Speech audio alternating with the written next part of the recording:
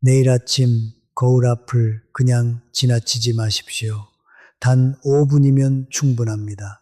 그 5분을 아끼는 오래된 습관이 실은 남에게 무시받는 하루의 시작이기 때문입니다. 이상하게 들리시지요? 머리 모양 하나가 무슨 상관이냐고 하실 겁니다. 그런데 자신을 아무렇게나 내버려 두는 마음은 반드시 걸음걸이와 말투로 새어 나옵니다. 사람들은 그 신호를 말보다 먼저 읽습니다. 그래서 똑같이 착하고 성실해도 어떤 분은 존중을 받고 어떤 분은 함부로 대해집니다. 오늘 밤 스스로를 귀하게 대하는 5가지 태도를 하나씩 말씀드리겠습니다.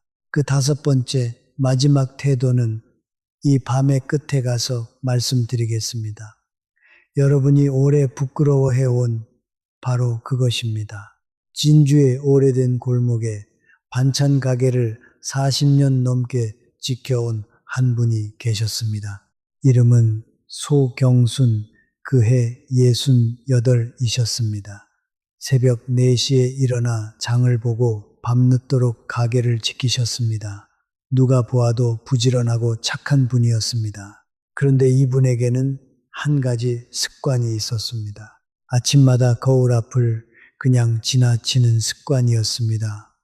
부엌 선반 위에는 손거울이 하나 놓여 있었습니다. 돌아가신 어머니가 쓰시던 모서리가 살짝 깨진 낡은 거울이었습니다. 언제부턴가 소경순 씨는 그 거울을 오래 들여다보지 않으셨습니다. 무섭기 때문이었습니다. 거울 속에 지친 얼굴이 보일까봐 슬쩍 눈을 피하셨습니다. 그 거울 이야기는 잠시 접어두겠습니다. 이 밤의 맨 끝에서 다시 조용히 꺼내 놓겠습니다. 옛 어른들은 마음을 거울에 비유하곤 했습니다. 아주 오래전 한 스님이 이런 글귀를 남겼습니다.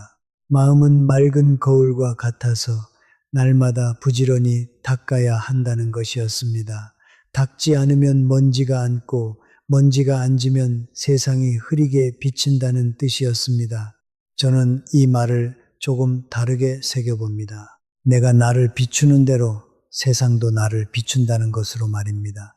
스스로를 귀하게 비추면 세상도 나를 귀하게 비춥니다. 스스로를 함부로 두면 세상도 나를 함부로 대합니다. 험한 시절을 다 건너오신 분들입니다. 전쟁을 지나고 가난을 지나고 자식을 키우느라 반평생을 보내셨습니다. 남을 먼저 챙기는 것이 미덕이던 시절이었습니다. 자신을 챙기는 것은 사치처럼 여겨졌습니다. 그 마음으로 우리 세대가 이만큼 살아남았습니다. 저는 그 공을 결코 가볍게 보지 않습니다. 다만 오늘은 그 미덕이 어느새 습관이 되어 스스로를 홀대하는 마음으로 굳어진 자리를 함께 들여다보려 합니다. 누구를 탓하려는 것이 아닙니다. 다만 이제 거울을 한번 닦아보자는 것입니다. 오늘 밤 함께 닦을 거울은 모두 5개입니다. 첫째는 아침의 거울, 둘째는 거절의 거울, 셋째는 흐름의 거울, 넷째는 드러냄의 거울, 그리고 5째는 세월의 거울입니다. 하나씩 천천히 닦아 가겠습니다. 마지막 5째 거울 앞에서 여러분은 오래 감춰온 얼굴 하나와 마주하시게 될 겁니다. 우리 그 5 거울을 함께 닦아봅시다. 우리는 서로 얼굴도 모르지만 오늘 밤만은 같은 거울 앞에 나란히 선 사이입니다.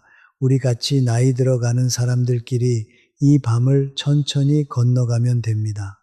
먼저 우리가 평생 믿어온 한 가지 이야기를 꺼내보겠습니다. 자신을 가꾸고 대접하는 것은 허영이라는 믿음입니다. 곱게 차려입으면 사람들이 수군거렸습니다. 나이 들어 무슨 멋이냐고 했습니다. 그래서 많은 분들이 스스로를 뒤로 밀었습니다. 좋은 옷은 장롱 깊이 넣어두었습니다. 아까워서 아이들 다 준 뒤 남은 것으로 사셨습니다. 저 역시 90해를 그렇게 살았습니다. 그런데 저는 뒤늦게 한 가지를 깨달았습니다.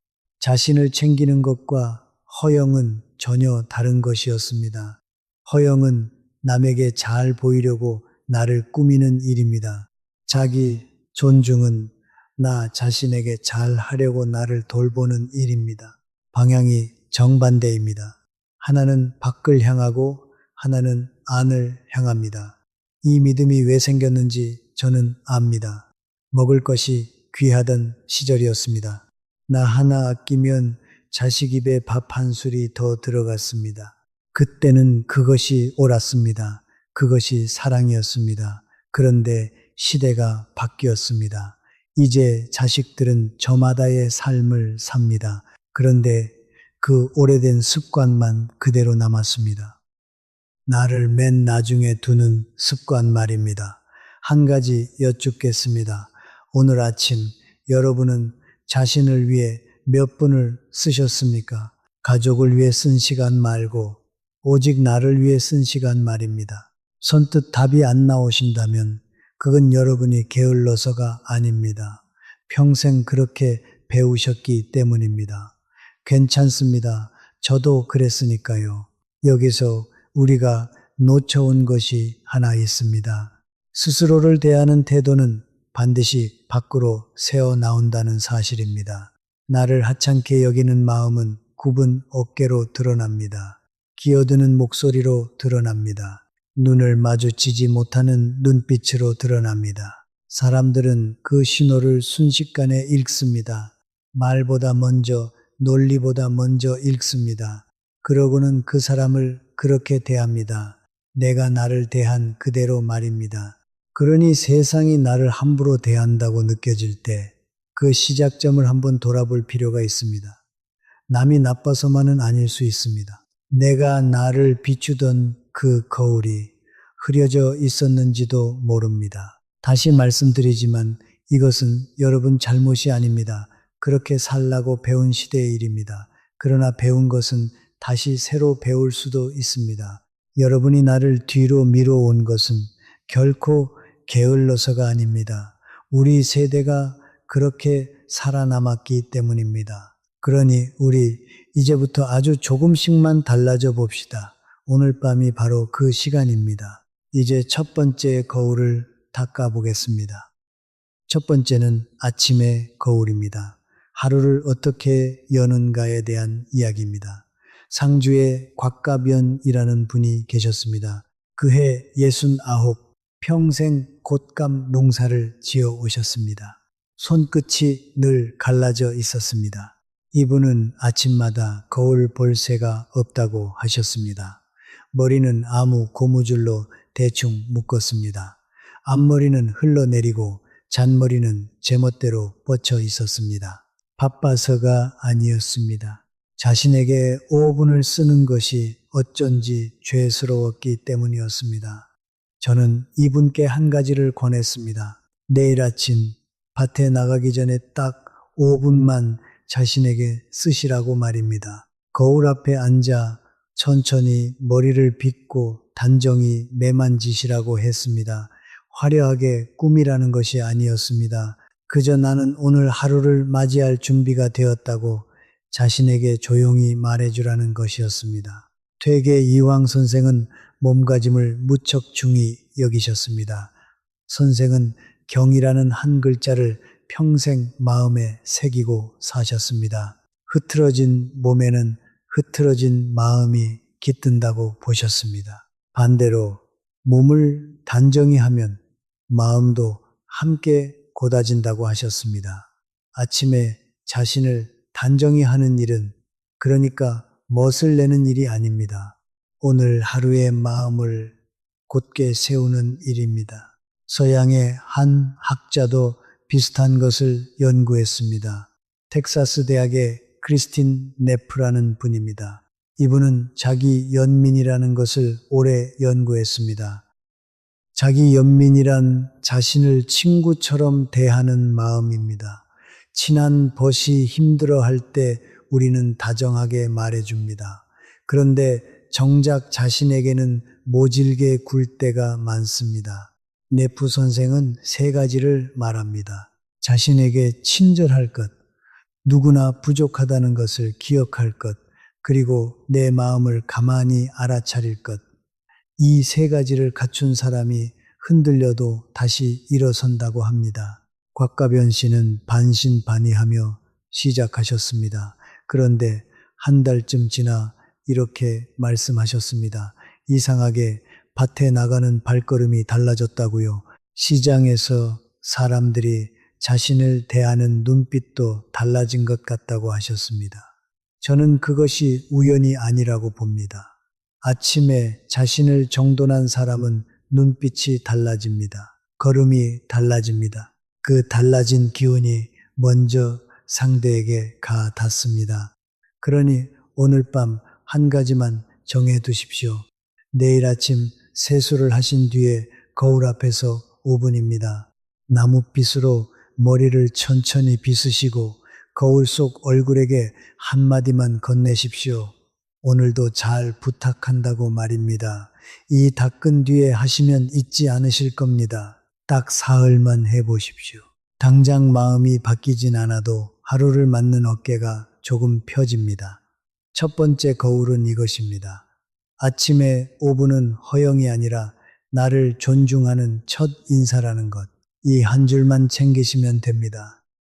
우리는 이 5분을 남에게는 기꺼이 내주면서 정작 우리 자신에게는 늘 아까워했습니다. 오늘부터는 여러분도 그 5분을 여러분 자신에게 선물해 보십시오. 이제 두 번째 거울로 넘어가겠습니다. 두 번째는 거절의 거울입니다. 무엇을 잘라낼 것인가에 대한 이야기입니다.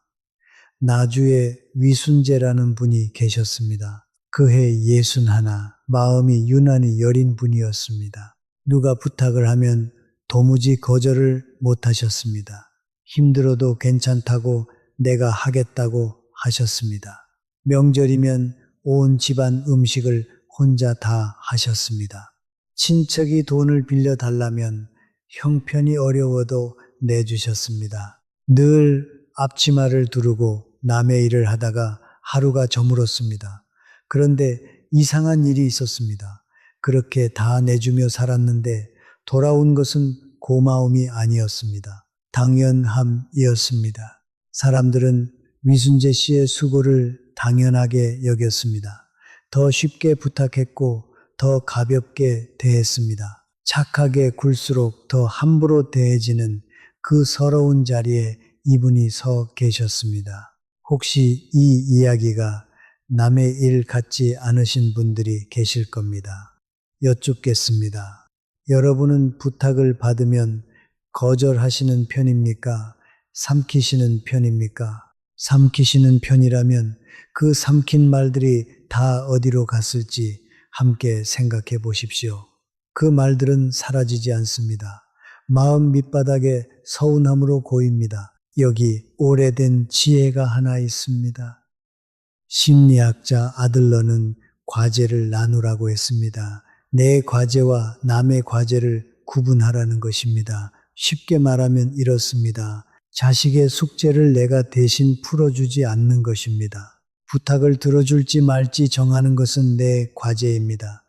그 뒤에 그가 서운해하든 말든 그것은 그의 과제입니다. 그의 목까지 내가 짊어지려 하니 거절이 그토록 무거웠던 것입니다. 앞서 말씀드린 네프 선생은 이런 말도 했습니다. 자기 연민에는 부드러운 면만 있는 게 아니라고요. 맹렬한 면도 있다고 했습니다. 나를 아끼는 마음이 깊어지면 나를 지키기 위해 목소리를 낼 수 있게 됩니다. 거절은 차가움이 아닙니다. 나를 향한 가장 따뜻한 보호입니다.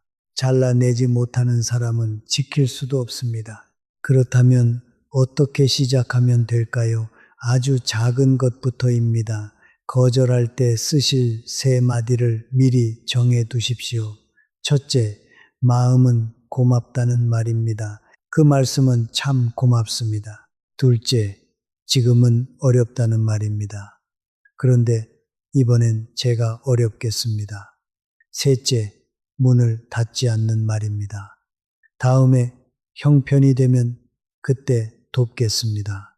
이 세 마디면 충분합니다. 길게 변명하지 마십시오.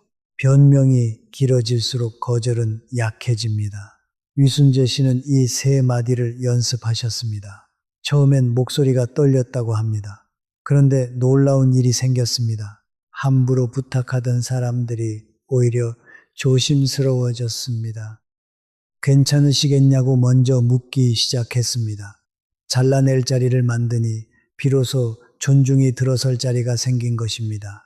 두 번째 거울은 이것입니다. 거절은 관계를 끊는 일이 아니라 나를 지키는 일이라는 것. 이 한 줄을 챙기시면 됩니다. 여기까지 우리는 두 개의 거울을 닦아왔습니다. 아침의 거울과 거절의 거울입니다. 하나는 나를 곧게 세우는 일이었고, 하나는 나를 지키는 일이었습니다.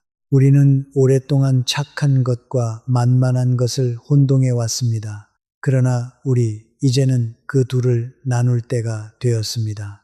이제 조금 다른 거울 앞에 서겠습니다. 애를 쓸수록 오히려 멀어지는 참 이상한 거울입니다. 세 번째는 흐름의 거울입니다.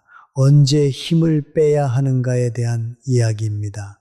여기 같은 나이의 두 분이 계셨습니다. 한 분은 밀양의 방진숙 씨, 다른 한 분은 경주의 심유선 씨였습니다. 두 분 다 60 무렵에 작은 일을 시작하셨습니다. 그런데 사는 방식이 아주 달랐습니다. 방진숙 씨는 마음이 늘 급하셨습니다. 잘 안 되는 날일수록 더 일을 악물었습니다. 밤새 불을 켜두고 일에 매달렸습니다. 잠을 줄이고 끼니를 걸으면서까지 밀어붙였습니다. 그런데 이상하게도 세게 밀어붙일수록 일이 더 꼬였습니다. 자잘한 사고가 생기고 믿었던 사람이 등을 돌렸습니다. 방진숙 씨는 물으셨습니다. 나는 이렇게 애를 쓰는데 왜 안 되는 거냐고요. 여기에는 이유가 있습니다. 최근에 학자들이 밝혀낸 것이 있습니다. 미국의 몰레이너선과 셰이퍼라는 두 학자였습니다. 이분들은 마음이 쫓길 때 사람의 판단이 어떻게 되는지 살폈습니다. 한 실험에서 큰 걱정거리를 떠올린 사람들은 판단이 눈에 띄게 흐려졌습니다. 얼마나 흐려졌는지 아십니까? 하룻밤을 꼬박 세운 사람만큼이었습니다. 사탕수수를 키우는 농부들도 마찬가지였습니다. 수확 전에 쪼들릴 때가 수확 뒤 여유로울 때보다 판단이 흐렸습니다. 같은 사람인데 말입니다. 능력이 준 것이 아니었습니다. 마음이 쫓기니 시야가 좁아진 것이었습니다. 학자들은 이것을 마음의 대역폭이라 불렀습니다. 마음에도 폭이 있어서 걱정이 그 폭을 다 차지하면 정작 중요한 것을 볼 자리가 없어진다는 것입니다. 조급함은 그렇게 우리 눈을 가립니다. 급할수록 우리는 눈앞의 것만 봅니다. 더 큰 흐름은 놓쳐버립니다. 이제 다른 한 분 심유선 씨를 보겠습니다. 이분은 방식이 달랐습니다. 잘 안 되는 날엔 그날은 쉬었습니다. 억지로 밀어붙이는 대신 자신이 잘하는 것 하나에 집중했습니다. 매일 아침 쇳마루를 정갈하게 닦는 습관이 있었습니다. 마루를 닦다 보면 마음도 함께 닦인다고 하셨습니다. 흐린 거울을 닦듯이 말입니다. 그렇게 마음을 가라앉힌 뒤에야 하루를 시작하셨습니다. 처음 얼마가는 방진숙 씨보다 벌이가 적었습니다. 그런데 몇 해가 지나자 심유선 씨의 살림이 조용히 그러나 단단하게 자리를 잡았습니다. 무리하지 않으니 실수가 적었습니다.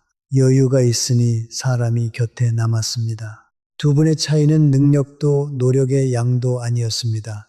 흐름을 강요했느냐, 흐름을 믿었느냐, 오직 그 하나였습니다. 물은 산을 억지로 넘지 않습니다. 막히면 돌아가고 좁으면 스며듭니다. 그러면서도 결국 바다에 이릅니다. 우리 마음도 그렇습니다. 억지로 끌어당기려 할수록 멀어집니다. 힘을 빼고 흐름을 믿을 때 오히려 길이 열립니다. 그렇다면 오늘 밤 무엇을 하면 될까요? 마음이 쫓길 때 쓰실 방법 하나를 드리겠습니다. 급한 마음이 올라오면 그 자리에서 숨을 10번 세십시오. 들이쉬고 내쉬며 하나, 둘, 셋, 천천히 10가지입니다. 딱 90초 1분 반이면 됩니다. 그 사이 흐려졌던 마음이 조금 가라앉습니다. 결정은 그 다음에 하십시오. 쫓기며 내린 결정보다 가라앉은 뒤에 내린 결정이 거의 늘 낫습니다. 세 번째 거울은 이것입니다. 조급함은 재촉이 아니라 눈을 가리는 안개라는 것, 힘을 빼야 비로소 멀리 보입니다. 이 한 줄을 챙기시면 됩니다. 우리 마음이 급해질 때마다 우리는 눈앞의 것만 붙들곤 했습니다. 여러분, 급할수록 한 박자만 쉬어 가십시오. 이제 네 번째 거울로 가겠습니다. 네 번째는 드러냄의 거울입니다. 얼마나 나를 보이는가에 대한 이야기입니다. 포항에 봉복단이라는 분이 계셨습니다. 그해 64 젊어서부터 이마가 넓은 것이 늘 마음에 걸리셨습니다. 그래서 앞머리를 길게 내려 이마를 가리고 사셨습니다. 처음엔 그저 머리 모양이었습니다. 그런데 세월이 지나면서 그것은 이분의 삶의 방식이 되어버렸습니다. 봉복단 씨는 어느 자리에서도 앞에 나서지 않으셨습니다. 모임에서 자신의 뜻을 먼저 말하지 못했습니다. 좋은 기회가 와도 내가 감히 그런 걸 하겠냐며 뒤로 물러섰습니다. 늘 무대 뒤편에 서 있는 분이었습니다. 이마를 가린 앞머리처럼 자신의 존재도 슬며시 가리고 사셨습니다. 이런 분들에게는 공통점이 있습니다. 목소리를 낮춥니다. 의견을 삼킵니다. 한 발짝 뒤로 섭니다. 그리고 얼굴을 가립니다. 이 모두가 한 뿌리에서 나옵니다. 나는 그렇게 드러나도 되는 사람이 아니라는 오래된 믿음입니다. 그런데 이 믿음은 사실이 아닙니다. 그저 오래 입어온 낡은 옷일 뿐입니다. 어느 날 봉복단 씨의 어린 손녀가 물었다고 합니다. 할머니는 왜 앞머리로 얼굴을 가리느냐고요. 할머니 얼굴이 다 안 보인다고 했답니다. 아이의 순한 물음이 가슴 깊은 곳을 건드렸습니다. 그날 밤 봉복단 씨는 오래 거울 앞에 앉아 계셨습니다. 그리고 천천히 앞머리를 옆으로 넘겨 보셨습니다. 거울 속 얼굴이 낯설었습니다. 그런데 어딘가 더 또렷하고 더 당당해 보였습니다. 여기서 앞서 말씀드린 거울 이야기를 다시 떠올려 보십시오. 마음이 맑은 거울과 같다면 얼굴을 가리는 것은 그 거울에 천을 덮는 일입니다. 덮인 거울은 아무것도 비추지 못합니다. 세상도 그 사람을 또렷이 보지 못합니다. 얼굴을 온전히 드러낸다는 것은 나는 그대의 시선을 두려워하지 않는다는 조용한 선언입니다. 사람들은 그 당당함을 알아봅니다. 그리고 당당한 사람을 함부로 대하지 못합니다. 손녀가 다음에 왔을 때 작은 머리핀 하나를 선물로 건넸다고 합니다. 봉복단 씨는 그 핀으로 앞머리를 넘겨 꽂으셨습니다. 그날부터 조금씩 달라지셨습니다. 모임에서 먼저 의견을 냈습니다. 오래된 벗에게 먼저 연락을 했습니다. 마을 일에 뜻을 보태기 시작했고 그 인연으로 뜻밖의 일자리도 생겼습니다. 사람들이 말했습니다. 요즘 뭔가 환해 보인다고요. 이 말을 드러냈을 뿐인데 삶 전체가 앞으로 나온 것입니다. 그러니 오늘 밤 작은 것 하나만 마음에 담아 두십시오. 내일 누군가를 만나면 시선을 피하지 마십시오. 먼저 눈을 맞추고 먼저 그 이름을 불러주십시오. 안녕하세요 하고 이름 석자를 불러보십시오. 그 짧은 순간에 나는 여기 당당히 있다는 신호가 전해집니다. 숨는 사람은 발견되지 않습니다. 드러내는 사람만이 발견되고 발견된 사람만이 존중받습니다. 네 번째 거울은 이것입니다. 세월이 새긴 얼굴은 감출 흠이 아니라 살아낸 증거라는 것, 이 한 줄을 챙기시면 됩니다. 이제 마지막 5번째 거울 앞에 섰습니다. 이 밤을 열며 제가 말씀드렸지요. 마지막 거울에서 여러분이 오래 부끄러워해 온 얼굴과 마주하게 될 거라고요. 우리가 살아온 세월은 흠이 아닙니다. 우리 모두의 얼굴에는 우리가 건너온 시간이 고스란히 새겨져 있습니다. 여러분, 그 얼굴을 이제 그만 숨기십시오. 이제 그 이야기를 꺼낼 때가 되었습니다. 5번째는 세월의 거울입니다. 나이를 어떻게 대하는가에 대한 이야기입니다. 그리고 이것이 여러분이 가장 오래 부끄러워해온 바로 그 얼굴입니다. 여수에 육정하라는 분이 계셨습니다. 그해 71였습니다. 화려한 이력도 큰 재산도 없는 분이었습니다. 그런데 이분이 마을 회관에 들어서면 사람들이 저절로 자리에서 일어났습니다. 이분이 말을 시작하면 시끄럽던 방이 조용해졌습니다. 저는 처음에 그 까닭이 궁금했습니다. 저분은 어떻게 저런 무게를 갖게 되었을까 하고요. 육정아 씨의 머리는 온통 하얗게 새어 있었습니다. 단 한 올도 물들이지 않은 순백의 흰 머리였습니다.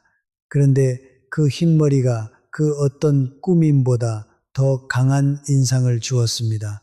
그것은 꾸밈이 아니었습니다. 세월이 만들어준 품격이었습니다. 같은 마을에 마양금이라는 분도 계셨습니다. 그해 63, 이분은 흰머리가 조금만 비쳐도 불안해하셨습니다. 매달 빠짐없이 머리를 물들이셨습니다. 누가 자신을 나이 들었다 볼까봐 두려웠기 때문입니다. 문제는 염색값이나 시간이 아니었습니다. 이분은 나이 드는 자신을 받아들이지 못했습니다. 그래서 젊은 사람들 앞에서 늘 주눅이 들었습니다. 나 같은 사람이 뭘 하겠냐는 말을 입에 달고 사셨습니다. 두 분의 차이가 어디서 오는지 저는 한 연구를 통해 분명히 알게 되었습니다.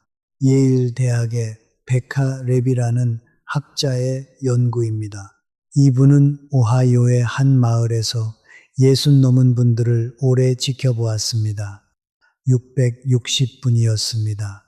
그리고 23해에 걸쳐 그분들의 삶을 뒤따라 살폈습니다. 결과는 놀라웠습니다.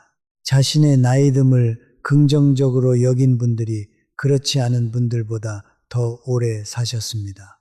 얼마나 더 오래 사셨는지 아십니까? 무려 7년 반입니다. 담배를 끊거나 운동을 하는 것보다도 큰 차이였습니다. 레비 선생은 그 까닭을 이렇게 보았습니다. 나이를 긍정하는 사람은 살고자 하는 마음이 더 컸다는 것입니다. 나이를 부끄러워하는 마음이 삶의 기운마저 갉아먹고 있었던 것입니다. 여기서 잠시 숨을 고르겠습니다. 7년 반입니다. 생각이라는 것 하나가 사람의 남은 날을 그만큼이나 바꿔 놓았습니다.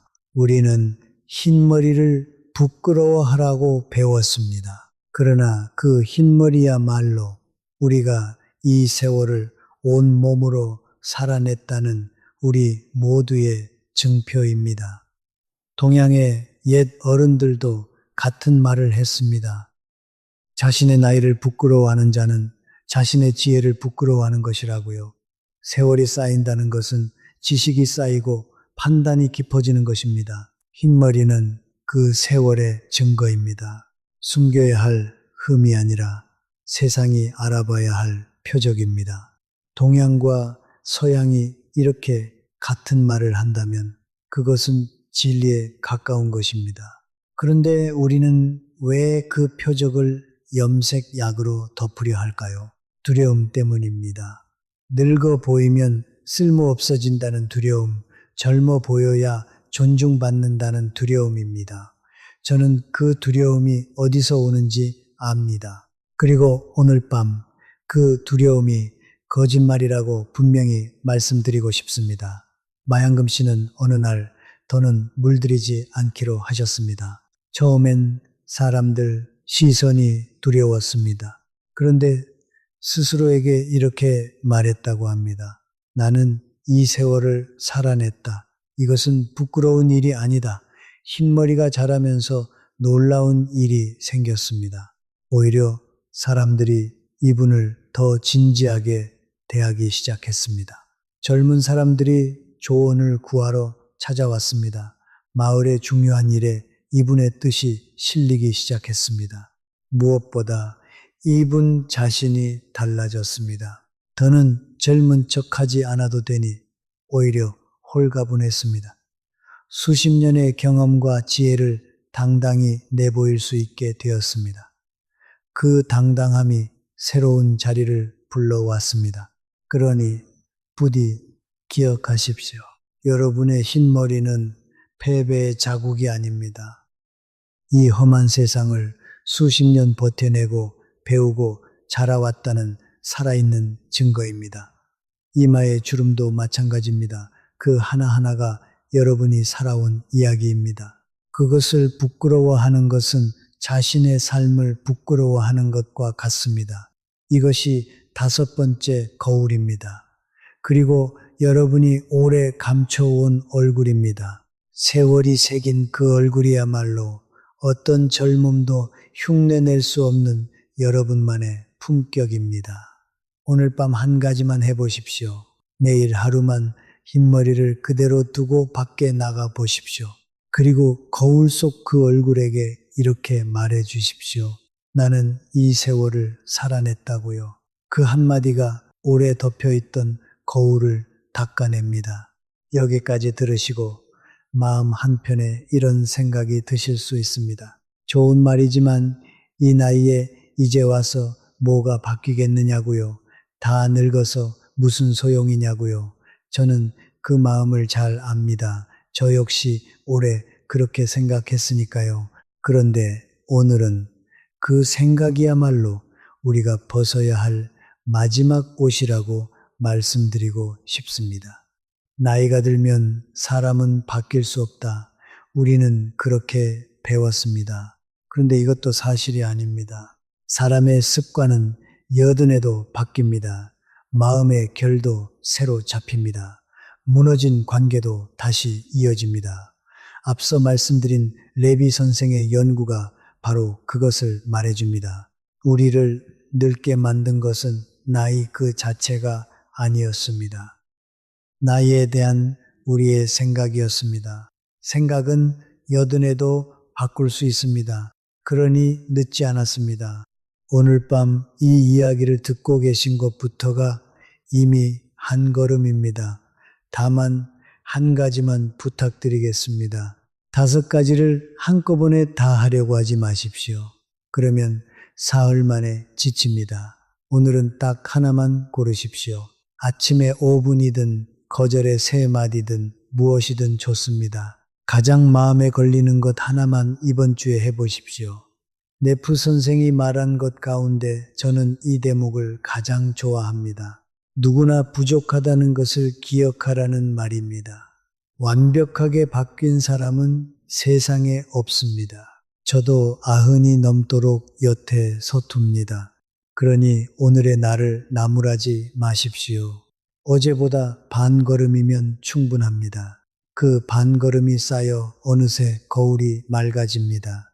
완벽하게 닦으려 애쓰지 마십시오.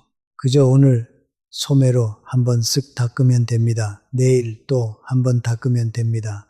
거울은 그렇게 하루에 한 번씩 맑아지는 것입니다. 우리 오늘은 딱 하나만 고릅시다. 우리에게는 아직 바꿀 수 있는 오늘이 남아 있습니다.